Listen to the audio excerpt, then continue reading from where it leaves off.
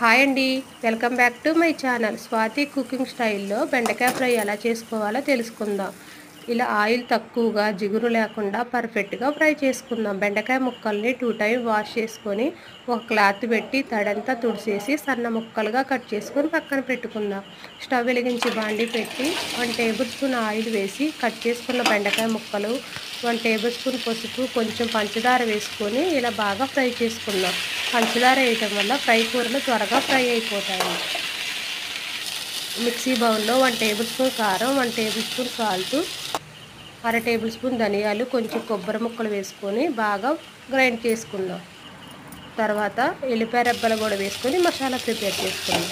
ఇలా బాగా ఫ్రై అయిపోయిన బెండకాయ ముక్కల్ని పక్కకు తీసి పెట్టుకొని అదే బాండీలో 1 టేబుల్ స్పూన్ ఆయిల్ వేసి ఇలా పల్లీలు పోపు వేసుకొని బాగా ఫ్రై చేసుకుందాం. తర్వాత ఆనియన్స్, పచ్చిమిర్చి, కరివేపాకు కూడా వేసుకొని ఫ్రై చేసుకుందాం. ముందుగా వేపి పెట్టుకున్న బెండకాయ ముక్కలను కూడా వేసి ఇలా బాగా మిక్స్ చేసుకొని ముందుగా తయారు చేసి పెట్టుకున్న ఈ మసాలా పౌడర్ను కూడా వేసి 1 మినిట్ పాటు ఇలా మిక్స్ చేసుకొని స్టవ్ బంద్ చేసుకుందాం. బెండకాయ ఫ్రై రెడీ అయిపోయింది.